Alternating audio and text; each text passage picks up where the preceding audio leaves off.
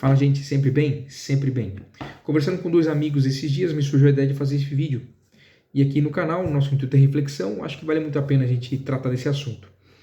Bom, vale a pena a gente entrar em uma discussão, seja no ambiente familiar, seja com vínculos de amizades, etc., sobre política? Bom, primeiro de tudo, a gente tem que definir a ideia do que significa a palavra discussão. Discussão é uma palavra de origem latina, discutire, que, juntando o prefixo com o sufixo, vai dar a ideia, no original, na etimologia da palavra, de rompimento, ameaça, ruptura ou algo do tipo. Essa ruptura que acontece é uma ruptura com uma ideia. Porém, como disse para vocês o significado da palavra, também pode ser ameaça, rompimento ou algo do tipo. Ou seja, a discussão sempre é um embate. A ideia da discussão é um embate entre duas ou três ou mais pessoas. E a discussão, nesse momento, principalmente na nossa história que nós passamos hoje, eu acho que não é tão saudável, porque as pessoas não estão aptas a discutir. Na verdade, a ideia de rompimento, de batalha de ideias, sempre vai vencer não o melhor conteúdo, mas a melhor performance. E aqui já tem uma grande problemática. Às vezes, a melhor performance não é o melhor conteúdo. Às vezes, quem tem a melhor oratória não significa que tenha razão, não significa que seja o conteúdo mais sincero e real a que se trata. Por isso, nós no Ocidente, infelizmente, somos mais cativados a se encantar por pessoas que têm oratórias boas, uma oratória que convence, que manipula, ou algo do tipo.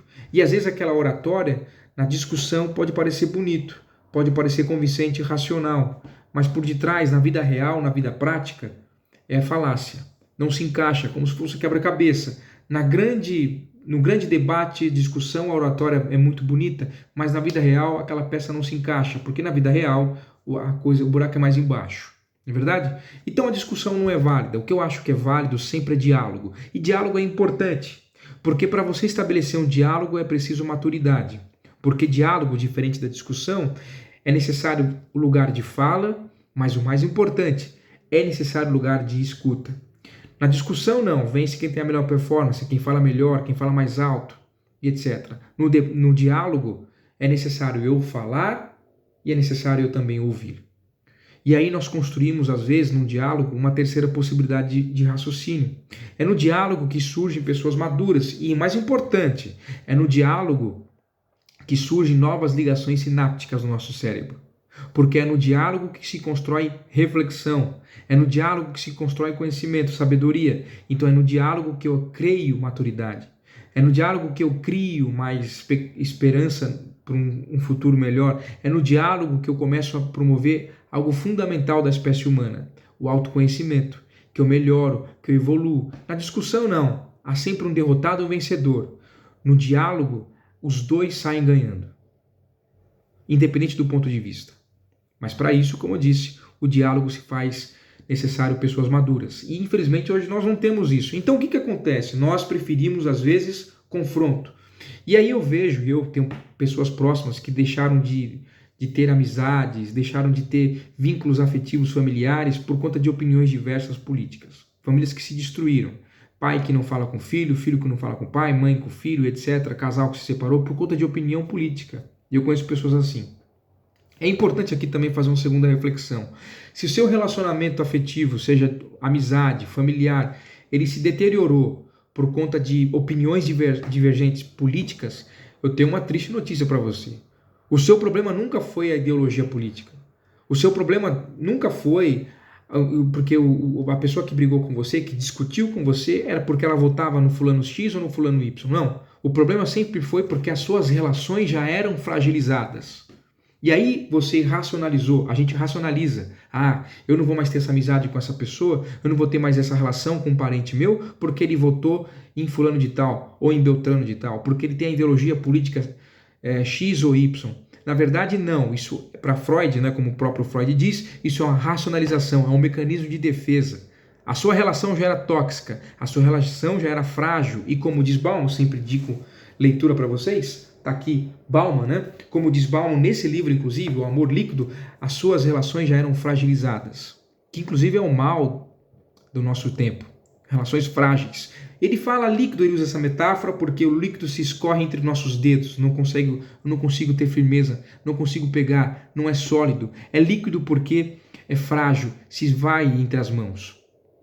Portanto, se as suas relações paterna, materna, amorosa, afetiva, amizades, enfim, se desfizeram por opiniões políticas, você tem que repensar qual é o vínculo interpessoal que você estabelece com as pessoas. Porque se você não consegue conviver com alguém, seja ainda mais um parente familiar, né? Um parente um próximo de você, um familiar próximo, etc., porque ele tem uma opinião política divergente, é que significa que as suas relações são frágeis, que suas relações são tóxicas, e você só consegue conviver com aquele que vive pensando igual a você, e você não é maturo o suficiente para estabelecer a primazia mais linda do ser humano, que é o diálogo. Você está apto a promover discussão, mas discussão são para imaturos. Para promover um diálogo é preciso respeitar o ponto de vista dos outros, e como diz um teólogo brasileiro, Leonardo Boff, todo ponto de vista é a vista de um ponto. E aí por isso é importante praticar a empatia, característica inclusive que está em falta no cérebro humano hoje, que são os neurônios espelhos. E parece que nós estamos vivendo uma sociedade, uma cultura, um tempo, um período, uma época da humanidade, no qual os psicopatas e sociopatas estão sendo formados a um monte por nossa cultura. E é interessante que nós tendemos também a eleger, um terceiro ponto de vista, a eleger sempre um modelo, um ídolo, um ícone. Essa referência que nós tendemos a idolatrar não é de agora, isso é um fenômeno da espécie humana. E Erich Fromm é um livro também que eu recomendo para vocês, esse livro do Ter ao Ser, ele faz uma desconstrução desse problema que nós temos. A ideia de que eu tenho que eleger sempre um modelo, e esse modelo é a voz da verdade, e eu me cego, eu não quero ver discutir nada, eu não quero, na verdade, discutir com quem pensa diferente, mas o diálogo eu não quero mais, porque agora o que esse modelo fala é a verdade para mim.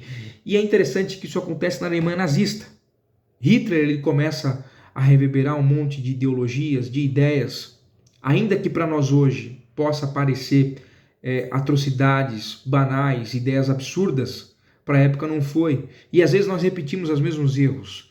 Se fechamos e ficamos cegos a um ídolo, e ainda mais na política. E é interessante que tendemos a colocar esses ídolos em um pedestal, como símbolo de virtude. Como eu fiz um vídeo no passado, há uns dias atrás, virtude não é um lugar de política, ainda mais na política ocidental. A virtude aristotélica, que a nossa cultura foi encantada, foi impregnada pela ideia de virtude. Na verdade, o nosso sistema de raciocínio é sistematizado pela filosofia aristotélica, e aí a ideia de virtude, a virtude aristotélica não se enquadra na nossa política, porque a virtude para Aristóteles, que é o meio para se chegar no fim, que é a felicidade, é alguém quase que perfeito.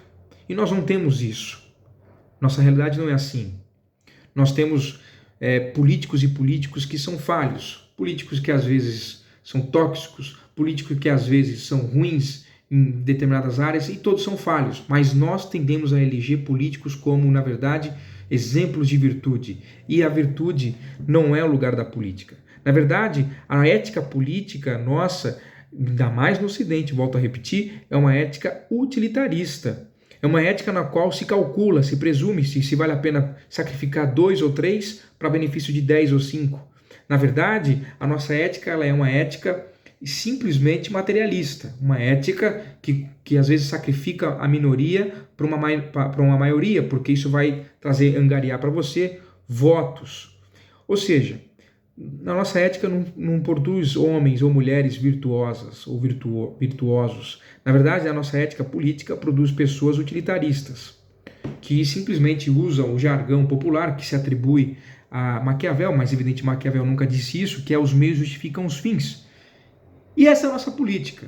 E aí eu te pergunto, vale a pena brigar com um pai, com uma mãe, com uma esposa, com um irmão, com um amigo, deixar um vínculo de amizade, às vezes de longa data, por uma filosofia política, ainda mais a nossa, na qual a corrupção, os interesses egoístas, os interesses mais escusos, com todos os políticos, sem exceção, com todos os políticos às vezes tem que se cruzar e ele abrir mão de seus princípios morais. Enfim, ainda aqui no Instagram, ainda aqui no Facebook, ainda aqui no YouTube eu tenho que mostrar uma imagem. E lembrando, a vida de alguém, seja quem for, nas redes sociais não é uma vida real. A vida real ela é uma coisa.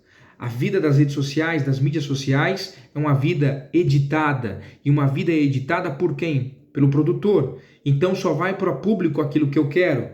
E aquilo que eu quero passar essa imagem de virtude, que é uma grande falácia.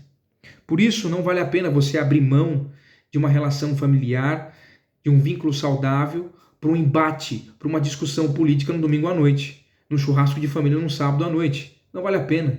Não vale a pena entrar nesse debate, porque você vai perder vínculos afetivos que às vezes são verdadeiros por uma falsa virtude, por um falso símbolo de exemplo. E eu digo mais, se as suas relações entraram em embate, em discussão, e você está sem falar com o pai, com uma mãe, com um irmão, com um parente, com um amigo, por uma opinião política, é porque, na verdade, como diz Bauman, as suas relações são líquidas, são frágeis. Você tem que repensar a qualidade dos seus vínculos afetivos, das suas relações interpessoais. Porque, no final das contas, você nunca teve uma relação verdadeira com essa pessoa se você brigou com ela por política.